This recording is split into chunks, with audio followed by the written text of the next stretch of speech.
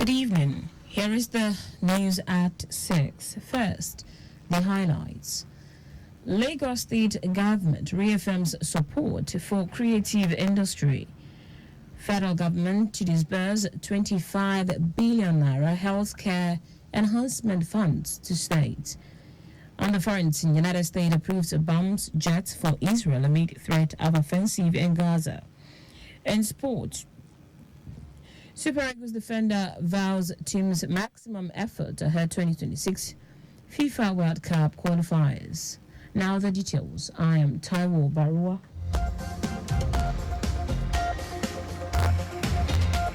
Lagos State Government has reiterated its commitment to the creative sector. Speaking at an event to commemorate the 2024 Annual World Theatre Day in Ikoyi, Special Advisor to the Governor on Tourism, Arts and Culture, Idris Aregbe, reassured of the Governor Babajide Sanwo-Olu's administration's continuous effort support to practitioners in the creative industry in view of their transformational roles in society. He said the day is observed to showcase the vibrancy and significance of the theatrical arts. Aregbe highlighted the importance of the World Theatre Day celebration, emphasizing its role in spotlighting the contributions of theatre to entertain and societal change. He commended the objectives of this day, which include drawing attention to various arts forms globally and providing a platform for theatrical groups to showcase their work. Highlight of the day was the Lagos Council for Art and Culture trip showcasing a playlet titled Oshodi, projecting Oshodi as a place of movement, prosperity, and adversity. The entertaining playlet also celebrated the transportation system of Danfo, among other theatrical performances. The Special Advisor to the Lagos State Governor on Housing, Marakato Dunuga Bakari, has made a case for gender equality and the promotion of women's inclusion in the real estate sector. While speaking at the Female Lawyers in Real Estate Practice webinar, Odunaga Bakari emphasized the importance of a collaboration among stakeholders to create an inclusive and equitable real estate ecosystem for all.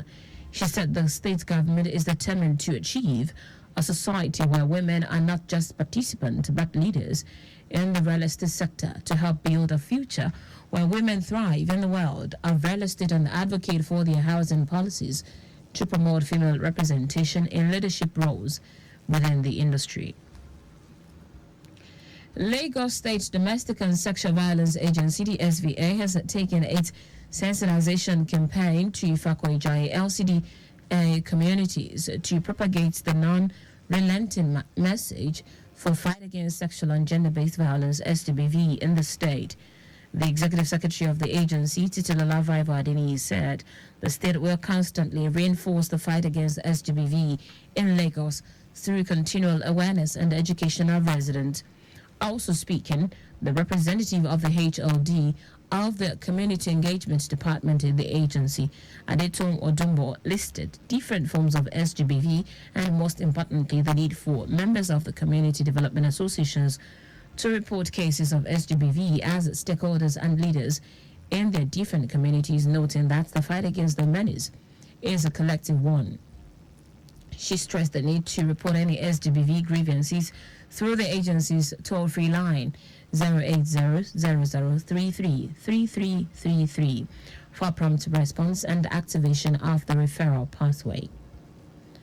Now to the rest of the stories. The federal government has approved the disbursement of 25 billion naira through the Basic Healthcare Provision Fund, BHCPF, to bolster healthcare infrastructure in state.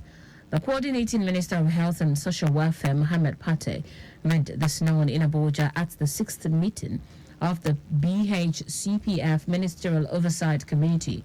Pate said that the funds were designated for direct facility financing and workforce incentives across the state.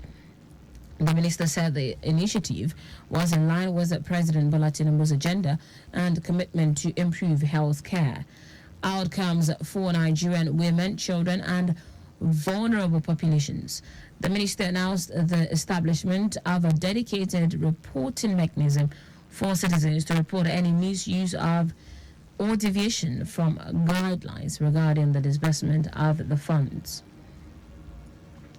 The National Examinations Council has concluded arrangement to conduct the Senior School Certificate Examination internal in the Kingdom of Saudi Arabia.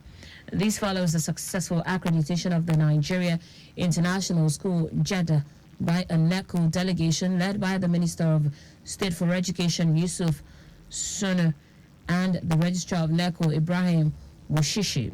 During the visit, the delegation undertook an assessment of the school facilities and had an interactive session with the management and staff of the school. NECO had earlier certified some international examination centers in Togo, Benin Republic, Equatorial Guinea, Niger, and the Republic of Gabon.